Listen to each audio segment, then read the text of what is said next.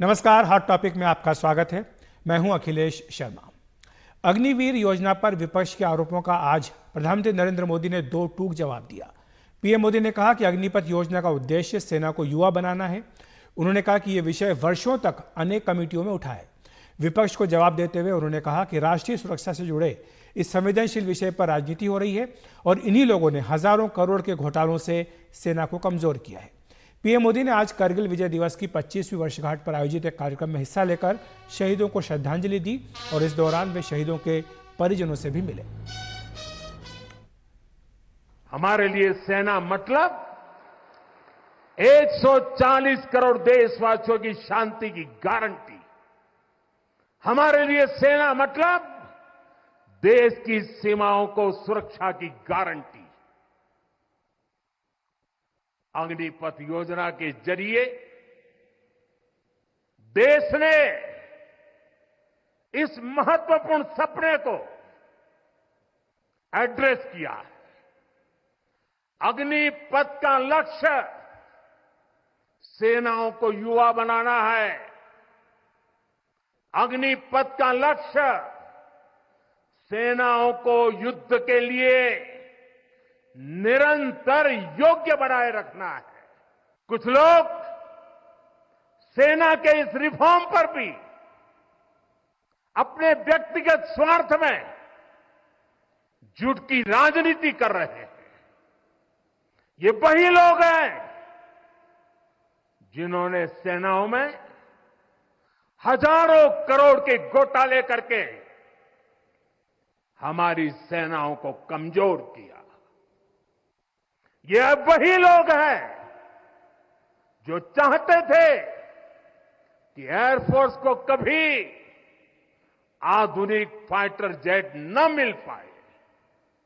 ये वही लोग हैं जिन्होंने तेजस फाइटर प्लेन को भी डिब्बे में बंद करने की तैयारी कर ली थी।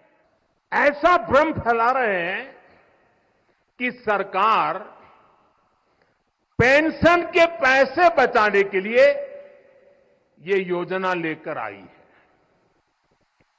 मैं जरा ऐसे लोगों की सोच से शर्म आती है, लेकिन मैं ऐसे लोगों से पूछना चाहता हूं, जरा कोई मुझे बताए, आज मोदी के शासनकाल में जो भर्ती होगा, क्या आज ही उसको पेंशन देना है क्या? उसको पेंशन देने की नौबत 30 साल के बाद आएगी और तब तो मोदी 105 साल का हुआ होगा और तब न भी मोदी की सरकार होगी। क्या मोदी जब 105 साल का होगा, 30 साल के बाद जो पेंशन बचेगा उसके लिए मोदी ऐसा राजनीतिक है जो आज गाली खाएगा? वहीं कांग्रेस अध्यक्ष मल्लिकार्जुन खड़गे ने पीएम मोदी पर जवाबी हमला बोला। उन्होंने कहा कि उन्होंने अग्निपथ योजना को लेकर झूठ बोला है और वो भ्रम फैला रहे हैं। खड़गे ने एक्स प्लेटफॉर्म पर लिखा कि यह बेहद दुर्भाग्यपूर्ण और निंदनीय बात है कि प्रधानमंत्री नरेंद्र मोदी जी करगिल विजय दिवस के दिन शहीदों को श्रद्धांजलि जैसे मौके पर भी ओछी राजनीति कर रहे हैं। ऐसा पहले किसी प्रधानमंत्री ने नहीं किया। मोदी का यह कहना कि सेना के कहने पर उनकी सरकार ने अग्निपथ योजना लागू की थी, यह सरासर झूठ और पराक्रमी सेना का अक्षम्य अपमान है। मोदी जी आप हैं जो झूठ फैला रहे हैं। पूर्व सेनाध्यक्ष सेवानिवृत्त जनरल एमएम नरवणे ने रिकॉर्ड पर कहा है कि अग्निपथ योजना में 4 वर्षों की सेवा के बाद 75% लोगों को रखना था और 25% लोगों को सेवानिवृत्त करना था, लेकिन मोदी सरकार ने इससे उलट किया और यह योजना तीनों सैन्य बलों में जबरन लागू कर दी गई।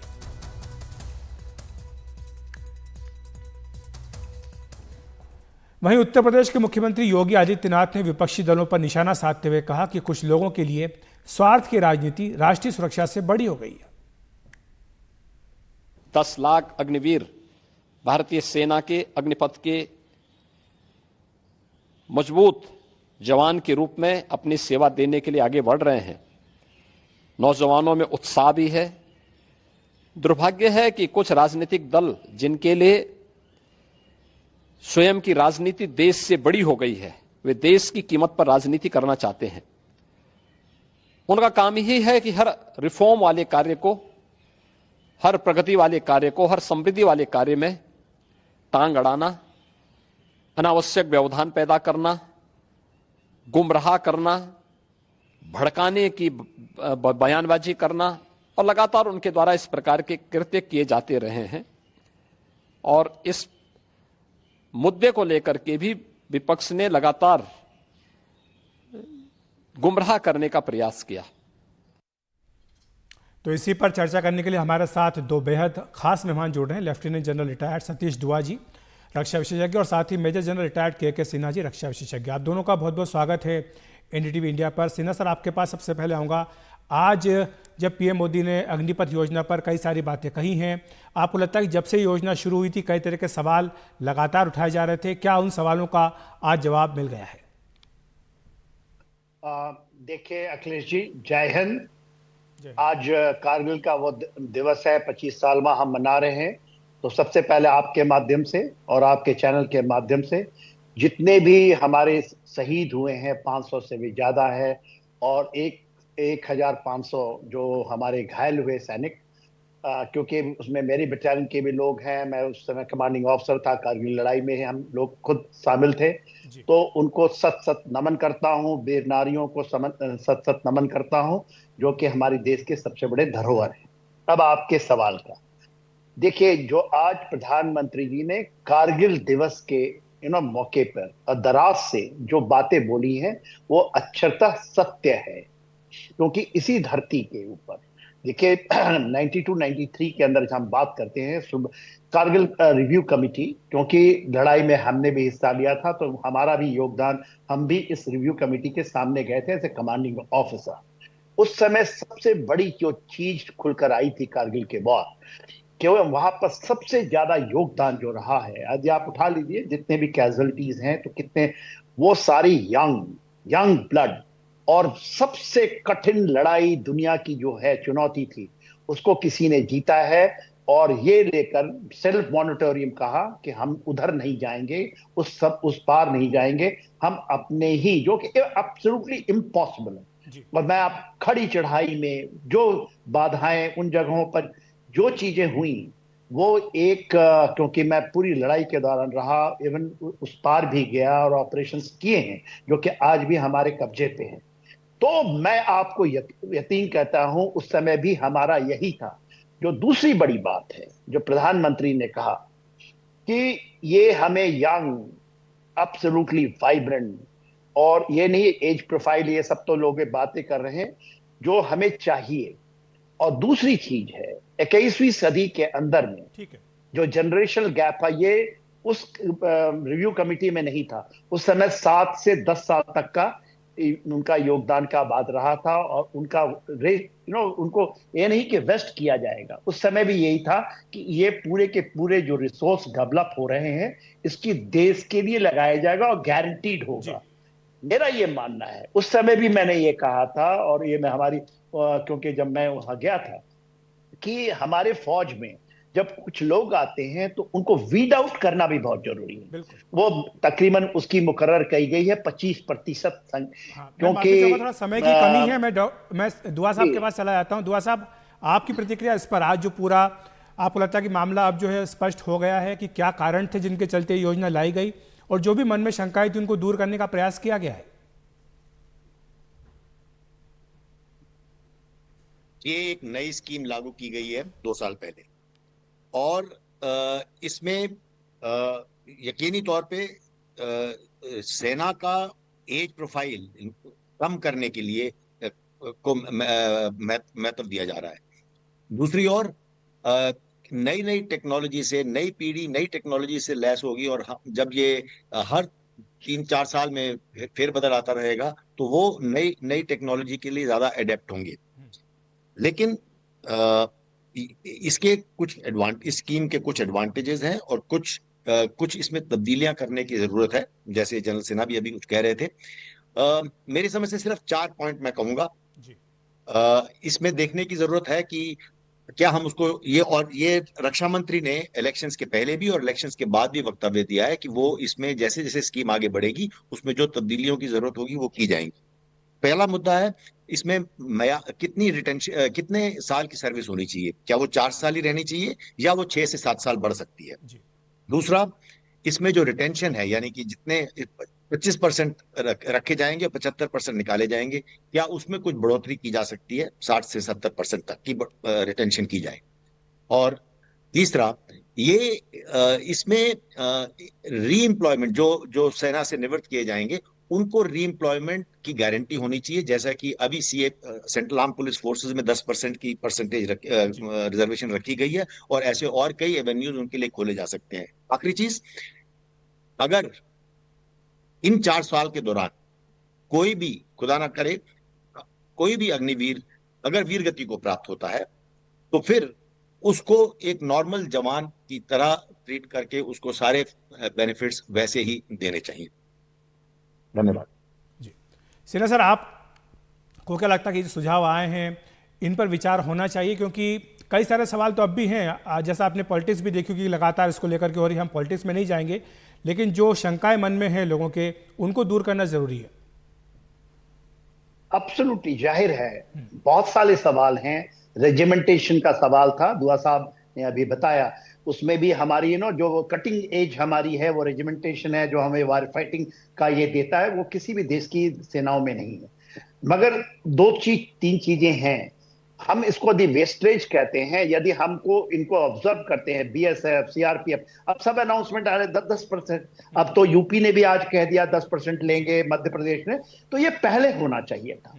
जो एक बखेड़ा खड़ा हुआ, मन में शंकाएं हुई कि उस समय बात हुई थी, मगर ठोस कदम पहले दिन आपको लेने पड़ेंगे। ये तो पहले दिन से कहा जा रहा है कि इनको बाकी जगह पर एब्जॉर्ब किया जाए, मगर ठोस कदम तो नहीं हुआ ना। जब आप उसको बाई लॉ से आएंगे कि यहाँ के जाएंगे इतने होंगे, यदि आज यूपी में सरकार है, जो भी सरकार है, यदि लॉ बना देती है तो उसको कोई एब्रोगेट नहीं कर सकता।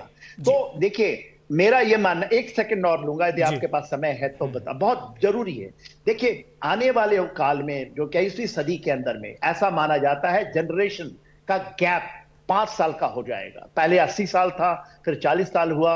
हमारे और आने वाले जो लास्ट जनरेशन है उसका गैप 5 साल, क्योंकि टेक्नोलॉजी, चाहे वो एआई हो, क्लाउड कंप्यूटिंग हो, रोबोटिक हो, और बहुत सारी चीजें आ रही हैं। माफी चाहूंगा सर, समय की कमी है, आपको यहीं पर रोकना होगा। सिन्हा सर, आपका शुक्रिया हमारे साथ जुड़ने के लिए। दुआ साहब, आपका भी शुक्रिया। तो जैसे हमारे दोनों विशेषज्ञ कह रहे हैं कि कई शंकाएं अगर मन में हैं तो उनके लिए जरूरी है कि रक्षा मंत्रालय को इस पर एड्रेस करना चाहिए, लेकिन मोटे तौर पर आज पीएम मोदी ने जो बातें कही उससे जो भी शंकाएं मन में रही हैं वो जरूर दूर हुई होगी।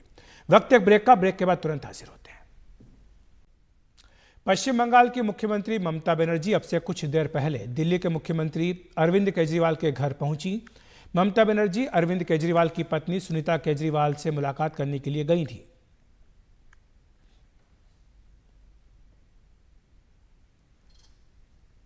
बीजेपी ने 2 महत्वपूर्ण और बड़े राज्यों में ओबीसी कार्ड चला है। पार्टी ने बिहार और राजस्थान में नए प्रदेश अध्यक्षों की नियुक्ति की है और दोनों पदों पर ओबीसी नेताओं को जगह दी है। आइए देखते हैं ये रिपोर्ट।